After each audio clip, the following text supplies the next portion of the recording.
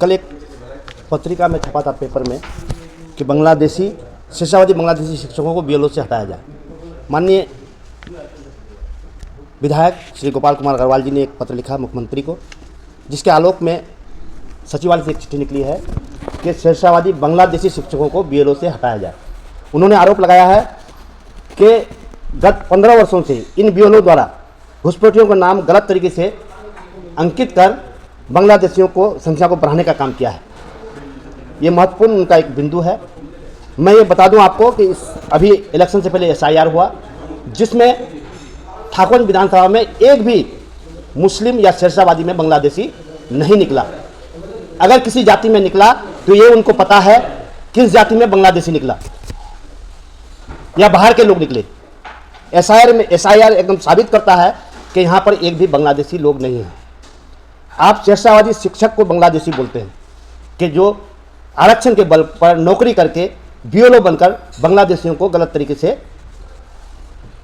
Voter list में नाम चढ़ाने का काम करता है। मैं आपसे सवाल करता हूं, क्या आपने एसआईआर के समय अगर गलत बांग्लादेशियों का नाम चढ़ गया है तो किसी परिवार में कोई चिन्हित किया गया? नहीं किया गया तो अभी आपके विधायक बनने के बाद ये सवाल उठाना क्या उचित है? आप इस गंगा जनी तहजीब को बिगाड़ने का काम कर रहे हैं। मैं माननीय मुख्यमंत्री महोदय से, निर्वाचन आयोग से या हमारे जिला पदाधिकारी महोदय से यह गुजारिश करूंगा कि इसमें एक जांच कमेटी बैठे। अगर कोई बांग्लादेशी लोग शिक्षक बनकर बीएलओ बन गए हैं तो निश्चित रूप से उसको बीएलओ से क्यों हटाया जाए, उसे टर्मिनेट किया जाए, उसको कब्जे में लिया जाए कि ये बांग्लादेशी लोग हैं।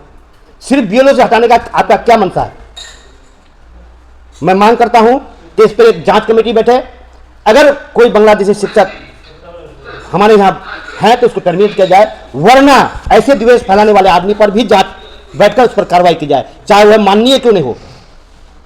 आपने देखा होगा कई दिनों से मैं चूंकि बाहर गया हुआ था उम्रे के लिए, इस बीच में कई बयाने माननीय विधायक महोदय द्वारा आया है।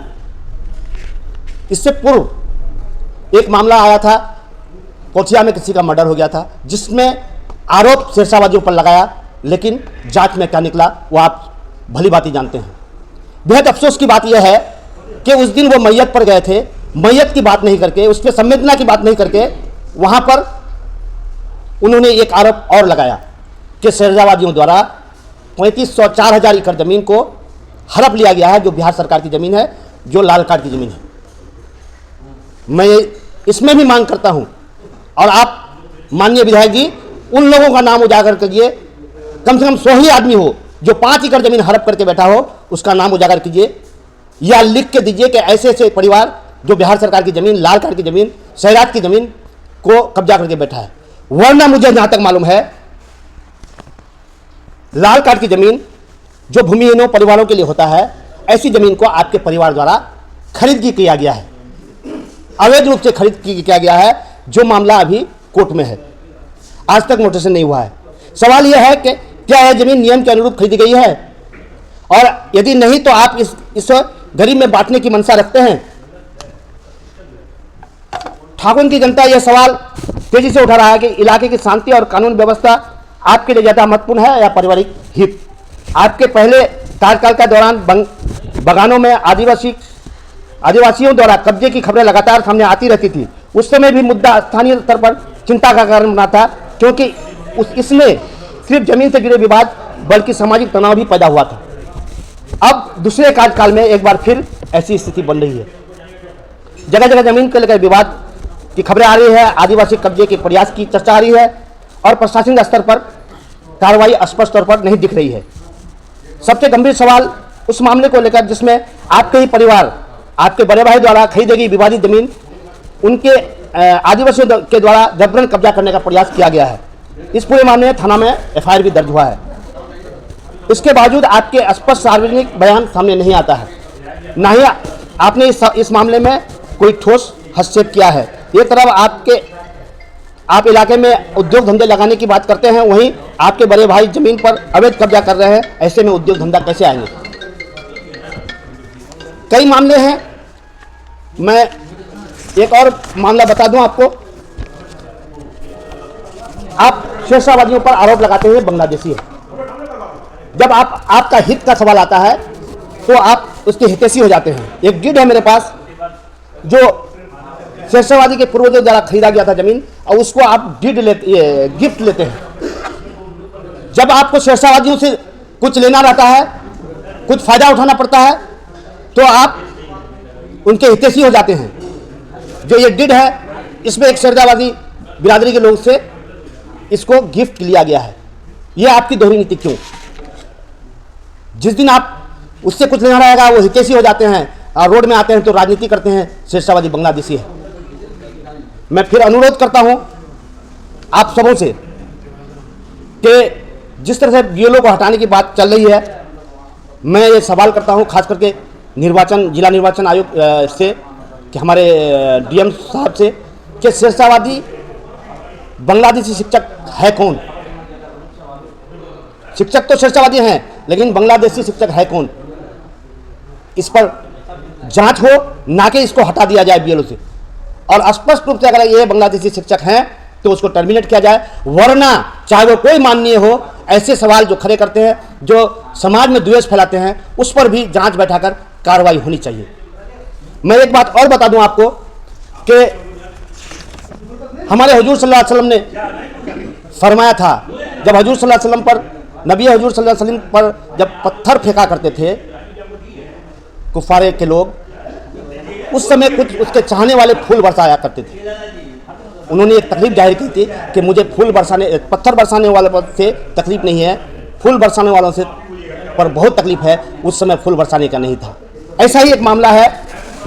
एक ताराचंद चाचा जी एक जुलूस निकाले थे, उसमें एक मेमोरेंडम दिया गया था उस दिन वीडियो को, जिसमें एक अहमद हुसैन जो जिला परिषद प्रतिनिधि है, पूर्व मुखिया है, ये आदमी सिर्फ शेरशाहवादी भाइयों के वोट की वजह से मुखिया बने थे। और वो लिखते हैं कि आरक्षण देकर बाहर देश से आए लोगों को आरक्षण का लाभ दिया गया, जिसमें अहमद का साइन है। और ये आदमी सिर्फ और सिर्फ शेरशाहवादी वोट से मुखिया बना था। फिर पंचायत इलेक्शन आने वाला है, और जिस पंचायत में घर है, उस पंचायत में लगभग 1500 वोट शेरशाहवादियों का है।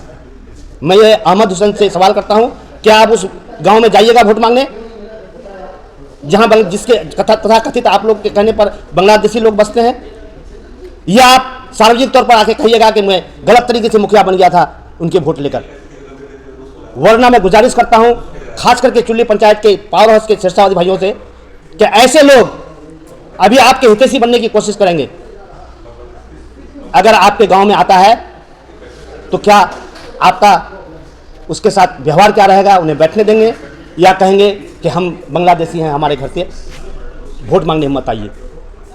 और मैं ये सोचता हूं कि आप भी अगर गैरतमंद होंगे, आप में भी थोड़ी भी सूझ समझ होगी, तो आप पावर हाउस के चुल्ली पंचायत के शेरशाहवादी किसी घर में वोट मांगने नहीं जाइएगा। मैं शेरशाहवादी भाइयों से गुजारिश करूंगा और कहूंगा, हमारा कोई कुछ नहीं बिगाड़ सकता है, कोई किसी में दम नहीं है।